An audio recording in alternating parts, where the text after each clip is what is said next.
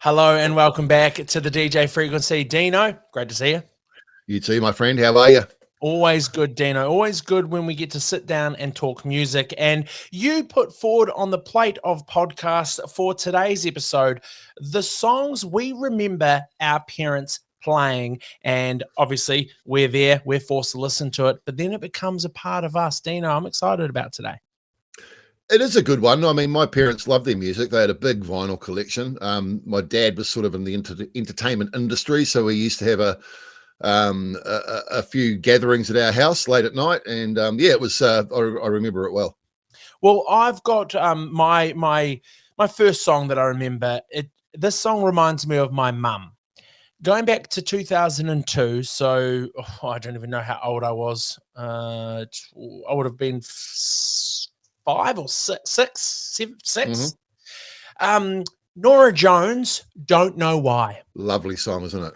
Lovely. Calm in a noisy world. After decades of loud rock and pop, Nora Jones arrived with something a little bit disarming, a bit more gentle. Her smooth vocals, jazzy phrasing, and that understandable piano that would just come through, and it was just a nice breath of fresh airs for 2000s radio. Why it works? Well, it stuck. It won 3 Grammys, including Record of the Year. It reminded everyone to emotionally just kind of be honest with yourself, and emotional singing never goes out of style.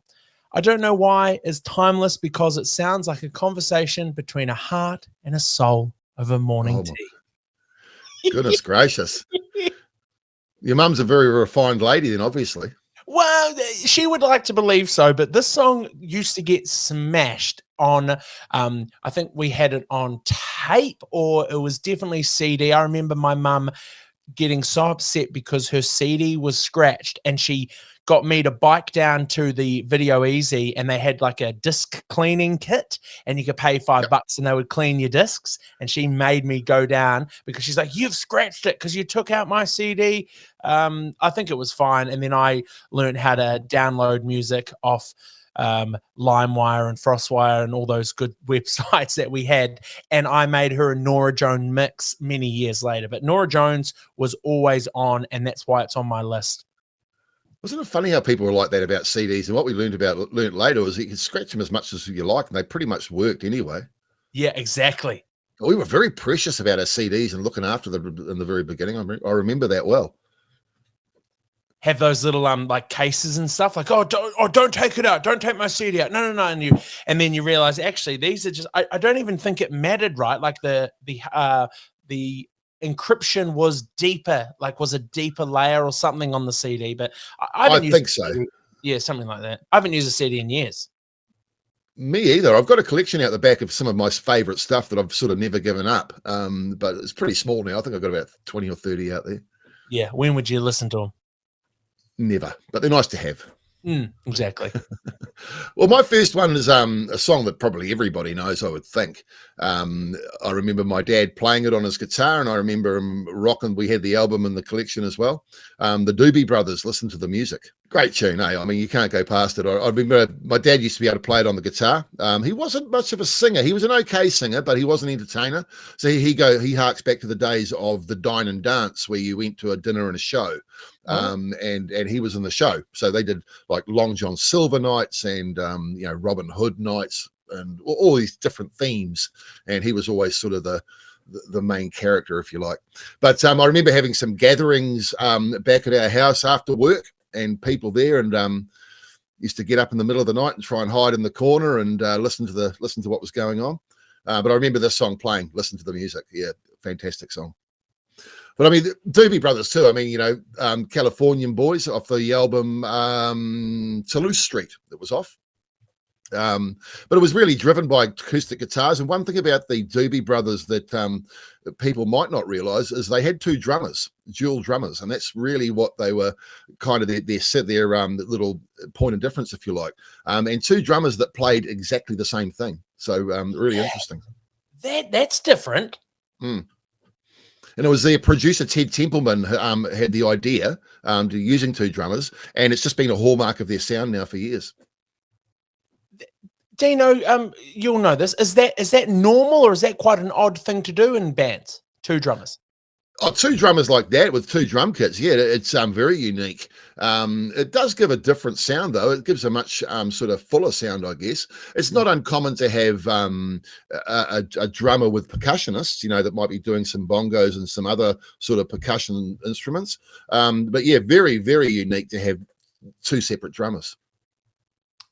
Yeah, that's it. What an interesting fact. I did not know. I know the song. I know the Doobie Brothers, but I definitely didn't know that they had two drummers. And what a song to remember your parents with, like that, and your old man rocking out to it.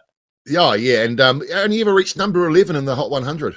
Never got the top 10, believe it or not.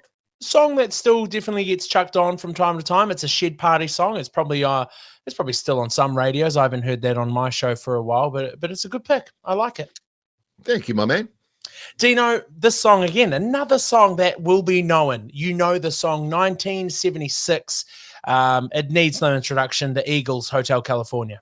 You can check out any time you like, but you can never leave. This song again reminds me of my parents, mainly my dad. My dad loved the Eagles, and I didn't know why at the time, because I'm a kid and you're just listening to music and it's up loud while mum and dad are doing housework. But with lyrics about a luxury hotel that turns out to be a trap, it kind of becomes a bit of a metaphor, which is about the American dream and the delusional ideas around the American dream. But as a kid, I didn't know what the heck they were singing about. They called it their interpretation of the high life in LA, where success is often visible with strings that you can't see. Who's pulling the real strings?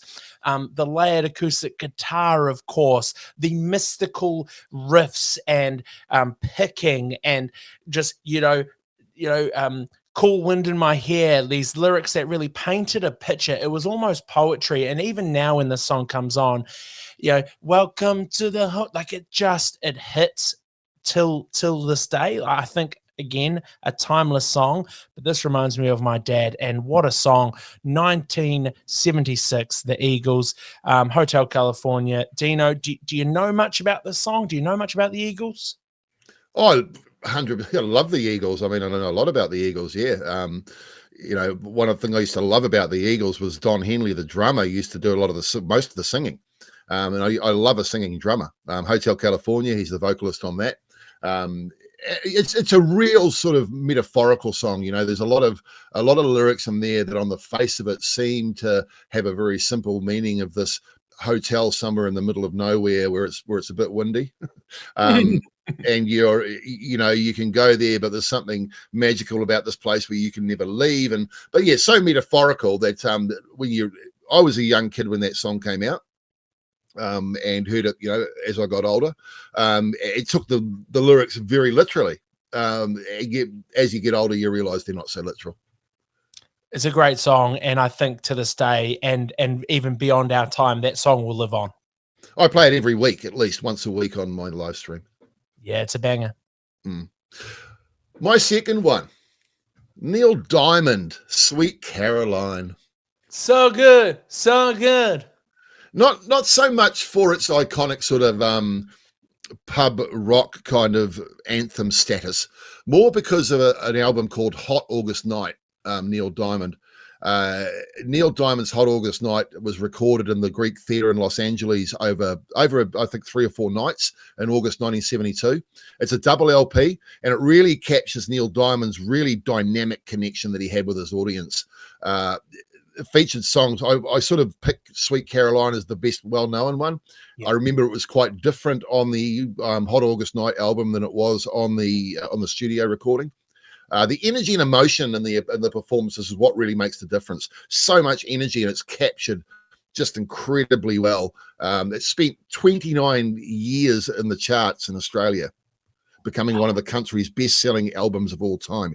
29 years in I think the top 200 charts. Shit, that is my lifetime. Like that's a long time.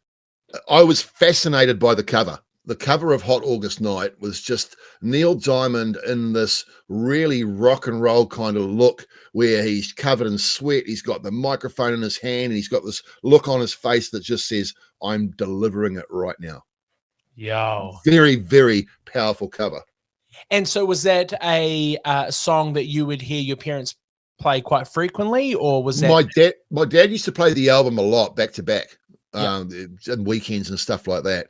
I remember, and I remember playing it after school when he wasn't there and stuff too. You know, so but we were always, if I would pick a side that I wanted to hear, the whole side. I wasn't picking it up and changing songs. I was listening to a whole side. Which we've talked about before, the magic in playing a whole record through or a whole Spotify playlist or an album, because it just does the justice of the whole body of work. Especially when it's a live album like that too, because you're immersed in that live experience, and to be jumping around songs doesn't make sense because it takes away from the whole delivery of the show that he was trying to put together for you. Yeah, we might have to talk about that on another episode, because there's definitely albums out there where you can just pick a song and go from there. But there are a lot of albums where you have to do it justice by running through track 1 to track 20 or whatever it may be. Mm-hmm. Absolutely, we will. Dino, a song that I remember my parents and my parents' friends just vibing out to. A good next door neighbor. They were we called them cousins. They weren't no blood relation, but they were basically cousins, like a lot of people in New Zealand. Everyone's a cousin, an auntie, or an uncle. And Yep. so our cousins, they lived down the road, and my uncle, Alistair, he was a audiophile. Like, I'm talking to the point where he would spend so much money on these speaker systems, the point to where he would have to tell everyone who came over, hey kids, you can't touch this. You can come close, you can look at it, but you can't touch it. There was one that had a light bulb on it. There was a fuse. I don't even remember the company that made it, but it was worth a lot of money. And this song, 1979, Freddie Mercury, Queen, Don't Stop Me Now. That is a song and a half. What a powerful song that is. I don't know much about the song other than what we've talked about, the legendary Queen and, of course, Freddie Mercury. But this wasn't really one of their massive hits at release. But now it's one of Queen's most streamed and beloved songs, thanks to movies like Shaun of the Dead and countless party playlists on Spotify.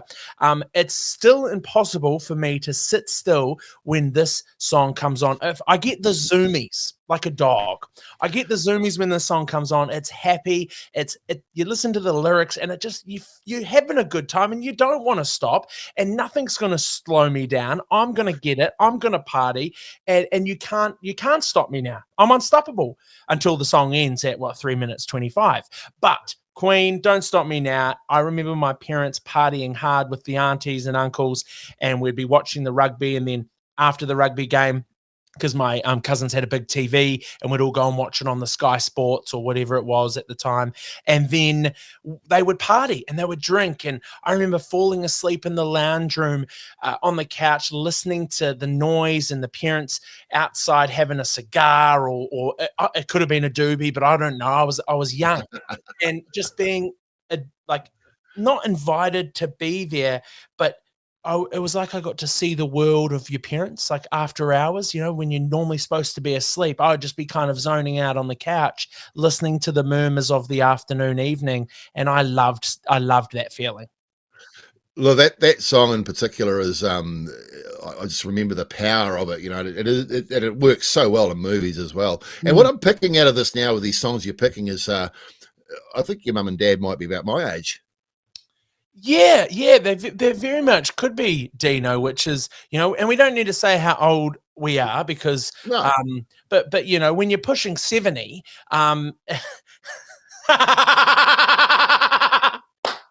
if you're watching this, only because I like the tone of our podcast that I won't flip the bird at you right now. I don't mind I'm 56 years old. I don't mind saying that. I'm very proud of it. So my parents are a bit older than that. My mum just turned 70, and my dad is, I think he's 62. Oh, gotcha. Okay, they're a bit older than me. Yeah, that would have. Yeah, I guess people have babies at different ages and things, but they do. Yes, I was the third. I was the last one. So right, gotcha. so my older sister. I've got an older sister and an older brother, and I'm the baby. There you go. That makes sense. But still, similar taste in music, I think, by the Yeah. sound of it. Mm. The next one for me, one that really does remind me of my dad. He had 4 or 5 of these guys' albums. They were a UK band formed in the late 50s, well known, originally the backing band for Cliff Richard. Originally called themselves the Drifters, changed their name in 1950 or 1960 to the Shadows. And I remember this song, Apache. Dino, not one that comes to mind. I've never heard this song. Oh, the Shadows are an unlikely looking band, and you see them on the cover of the album. Core members were Hank Marvin, Bruce Welch, Jet Harris, and Tony Meehan. Helped to pioneer the UK sort of instrumental sound. There's no vocals; it's all guitar instrumental. They become one of Britain's most successful bands in their own right, scoring numerous #1 hits in the early 60s, songs like Wonderful Land. There's one called FBI, Kon-Tiki, and this song Apache. Apache was actually a cover written by these guys going to escape me now, doesn't matter. But Hank Marvin played a clean sort of Fender Stratocaster tone, a really haunting sort of echo. If you ever listen to Apache one day, it was a defining moment in instrumental rock. It topped the UK singles charts for 5 weeks, influenced generations of guitarists. Melody, twangy tone, synonymous with early British rock is how it progressed. But my dad loved the Shadows because he was a guitar player, so he used to like to pick along with it and try and play along, and then try and play it by himself later. He was a pretty good guitar player. Did he ever come close to mastering the song for you? I don't know if he mastered it. I think he had bits of it worked out pretty well. So he'd play bits of it and then move on to something else. So I think he had pieces worked out. Don't know if he ever played the whole thing though. But he could play a lot of songs, and he could sing a little bit, as I said before. Do you play any instruments, Dino, other than air guitar? I can. Other than I'm a brilliant air guitarist, probably one of the best in the globe. But no, I can play a few chords on the guitar. I can play by ear a little bit on keyboards, but no, I wouldn't call myself a musician by any stretch. Yeah, that's so cool that your old man had that skill. Playing guitar is very fun, and when someone plays it well, even if it is just little bits of songs, it's just nice because sometimes you don't want to hear the full song anyway. You just want to hear the best bits. Well, as a 56-year-old man, one of my biggest regrets in life, if I had any regrets, was not learning a musical instrument. I would have loved to have known how to play the piano, for example. Life's not over yet, Dino. I'm just saying. Well, I wonder where I get the time to sit down and learn guitar. I have got a guitar out the back. Hey, who knows? Never say never, please, Dino. Never say never. We could do a little DJ frequency challenge you to learning a song. Maybe we could do that. Oh God, don't even. You'll know this group. I think we've mentioned them before. 1996, the song was released by the Smashing Pumpkins. It's 1979. Your parents were rocking, bro. Yeah, they had good music taste. And I want to grow up at your house. yeah, exactly. It was really fun. And I think what I liked about growing up with my family is, other than the love, and we were given everything that they could afford. I know they wanted to give us more, but we had lots of love, and we always had lots of music around, and we were allowed to express ourselves with music. And obviously, me, I love my hip hop, I love my dance music, and it was so accepted by mum and dad, all the music we liked, but we had to kind of go through the process of learning their music. Why this song is important, I loved the name, the Smashing Pumpkins. I just thought when Dad would say, "Oh, I'm going to put on some of the Pumpkins or some Smashing Pumpkins," and I just thought it was so interesting. And I don't know what album it was, but I remember we had a CD and it had a cool graphic on it, and it was the Smashing Pumpkins album. I don't know which one, but I remember looking through the CDs, and it was my job to make sure they were all in order. And this one just kind of, it had a bit of everything, a bit of melancholy, a bit of sadness, but it kind of was heavy enough to cut through. It's still played on radio to this day. Like, this song will play once a week on the breakfast show. It's a tune. The Smashing Pumpkins, again, I don't know much about them, but I know that when I hear the Smashing Pumpkins or see it, I think of my dad. And I think that's why music is so important to us, because when they're dead and gone, we will always have memories when it comes to our parents. And it's nice. It's nice to be able to connect with these memories again. So Smashing Pumpkins, 1979. Yeah, what a tune, right in the middle of that big grunge explosion that we're talking about, the Smashing Pumpkins. So we're right in amongst it.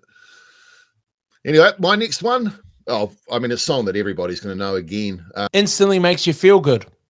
Oh, it does. I mean, it was originally written, I don't know if you know, it was originally written for a political campaign for a guy by the name of Timothy Leary, a politician. And then Lennon reworked it into a sort of moody, cryptic kind of surreal imagery, kind of, I don't know, ghostly sort of song. It opens Abbey Road, and that's the Beatles' very last album, of course. Abbey Road is the last album they recorded. It's built on Paul McCartney's big fluid bass line, that dum, dum, dum, very deep, and Ringo Starr's really minimal sort of grooving behind, a very tight but a very minimal sort of groove. The song, it's got a smoky sort of bluesy feel, and the whispered vocals, I guess, in parts, and the really odd sort of collage of lyrics, I guess you could say, that creates a real mood and a real vibe. That Come Together was the Beatles' last chart-topping single, reaching number 1 in the US, number 4 in the UK. And it's often sort of cited as a precursor to the funk rock sort of sound of the 1970s and sort of kicking off that kind of feel. I just remember the song being played late at night at our house. I remember it being played during the day. I remember playing it myself. First song, side 1. You always listen to it. Great song. And that feeling of the song, it is whimsical. It makes you feel a certain way. I think it was used on an ad in New Zealand when I was younger. Probably was. It doesn't come to mind for me. I'm sorry. Yeah, that sparks my brain. But also now, tell us in the comments. Tell us in the comments if you know. Yes, tell us. Of course, tell us in the comments. Dino, I recently saw a little kind of tidbit on Reddit. I was going down the musical rabbit holes, and this is just all rumors. The rumor was that the Beatles would frequently orgy together. And I don't know, because now you're telling me about the political side of the song and where it stems from, but someone in the comments said, listening to the song Come Together makes a whole lot more sense. And I kind of thought, hold on, like who from the Beatles, which member is, leaking the fact that these guys all were in orgies together at one stage? But then I'm like, it kind of makes sense. They were rock stars. They had anyone they wanted. Maybe they were coming together. Apparently, we're going for listening minutes through controversy, are we? But I'm just saying. I've heard so many different conspiracy theories and different rumors about the Beatles, different things over the years, but I have never ever heard that one. It's probably just I could be proven completely wrong. Maybe it is something I just don't know about. But there's the old Paul McCartney's dead thing. There's John Lennon's still alive thing. Anyway. It sounds like a rabbit hole for a whole series of podcasts. Yeah, music conspiracies. And I already have another one about Marilyn Manson that I'm sure we could dive down, but we'll say that for another episode. And I know you know it too. Dino, the number 1 song that I had to pick, and these go in no order, but this one's definitely the number 1. Dire Straits, Sultans of Swing. Oh, tune. Yeah, dude, I don't know what to say. You've just coming up with some bangers today. The guitar solo on that song is just, magic song. Story time that just stood out. It stood out in the late 70s, a time that was dominated by punk and disco flash, written because old mate, now I can't pronounce his last name, Mark, is it Knopfler. Knopfler. Okay. Knopfler. So old mate Mark Knopfler, he stumbled into a bit of a dive bar in London. It was a pub, dive pub, and it was empty, but there was a band with the name of the Sultans of Swing. And apparently, according to Mark, they were just rocking. They were putting their blood, sweat, and tears in. And he was inspired by the irony and the charm of that, because real musicians play regardless if it's a million people or one person in the pub. They were playing for the pure love of it. And it became the breakout hit. It just redefined what was cool guitar playing, and it sounded and it proved that it didn't need distortion. It didn't need to be a certain way. It worked perfectly. And that guitar solo, just the soul tunes, just magic, magic. Yeah, awesome lyrics, great hook. Yeah. I don't know where you start with Sultans of Swing. It's just such a good song. I can listen to it over and over. I know it word for word. Probably sing it all right too, I think. A three, two. No, I don't think so. Dire Straits, they've got a back catalogue of great music, and the only other one would be Brothers in Arms that I could relate to. But these were songs that my dad would play over and over again, and Sultans of Swing was definitely one that I remember being chucked up on the stereo system that we had, and he always made sure that if I was making him a playlist on CDs for his truck, Dad's a truck driver, he would always make sure Dire Straits, Sultans of Swing was on the mix. It's really cool. Beautiful song, man. Love it. Which brings me down to my last one, and it was a little ditty that I used to love because the TV show was being repeated on TV when I was a kid. And I'm talking about that fabricated band called the Monkees and the song The Last Train to Clarksville. I know the Monkees. I don't know this song. Well, Last Train to Clarksville is an interesting one. The Monkees, formed in 1965 for a TV show about a fictional pop band inspired by the Beatles' Hard Day's Night.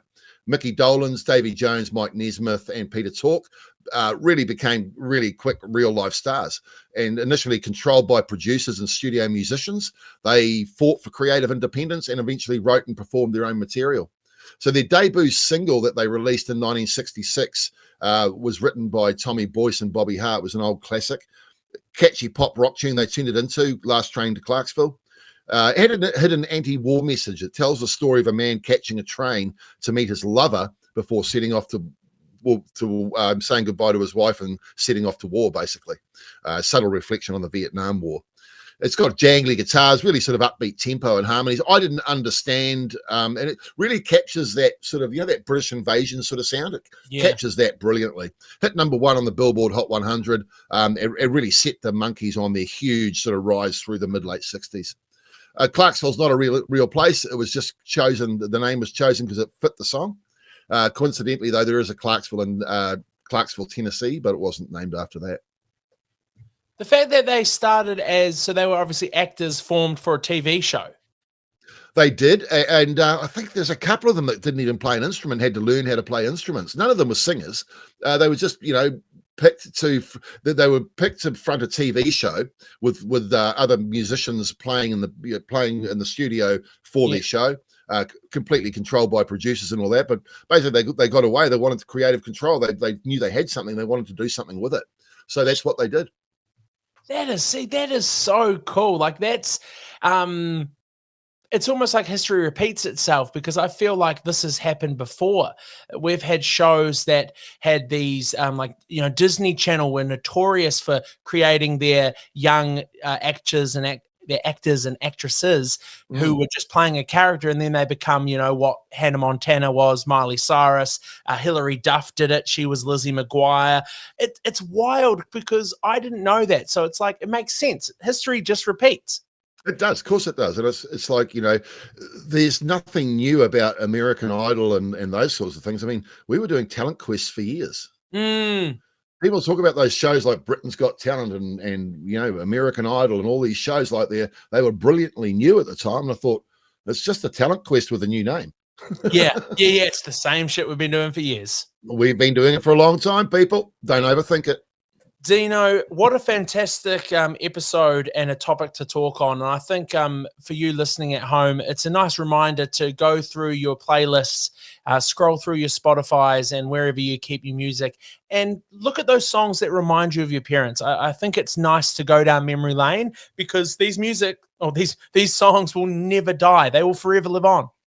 Oh, you come up with some bangers today, mate, and it was great to talk about it, and always nice because it brings back those sort of homely memories of when you were a kid, right? It's always nice. Nostalgia is magic. Well, until next week, Dino, I'll see you when I see you wherever you're listening from. Make sure you follow us on Spotify. Make sure you follow us on Instagram, iHeartRadio, or wherever your podcasting listening happens. Until then, Dino, I'll see you when I see you. Which will hopefully be next week, if not before. Much love, everybody. Peace out.